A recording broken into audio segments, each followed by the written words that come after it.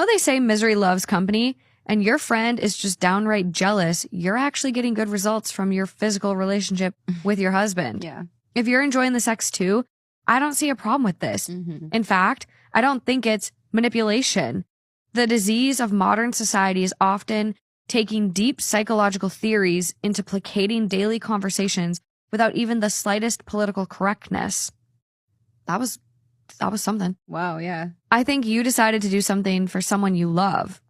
You don't always know the end result of that, but given that you're not doing it unwillingly and the results are great, why are you complaining? Yeah, exactly. And OP just goes on and says, I just keep waiting for guilt or shame to kick in. Like what I'm doing is wrong, that I should hate him for how he withdrew and how he was behaving, and I should not reward bad behavior. I just decided, screw it, and opted for this.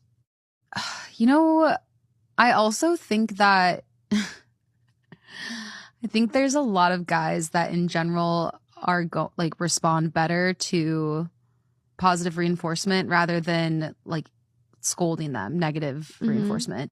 So I really think that a lot of times if you really are looking for change, and it's funny, I was thinking about this recently because I'm fostering a cat and I've been looking up a lot of like behavioral with cats. And so I haven't had the cat in the room to sleep with me because he kept waking me up in the middle of the night.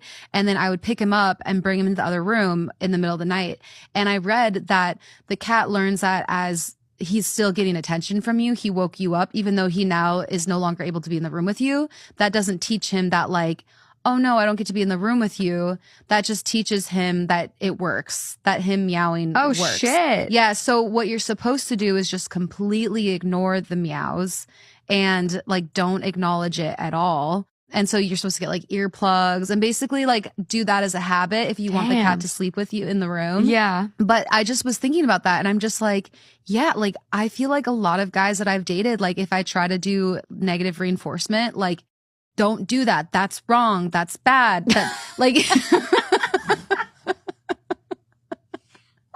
I feel like it doesn't stick with them as well as if I use positive reinforcement. Like, I mean, they say that even about kids and like, yeah, like the authoritative parenting or like positive parenting or whatever. And it's like, that is positive parenting. Yeah. But it's just, it sticks with them more when it's a positive reinforcement than when you're saying it's a bad one. Yeah. And I think a lot of that too, it's like, even Justin, after 7 years, like, I feel like we've gotten to a point where we do, on average, communicate really well. But there's times where it's just like, I'll say something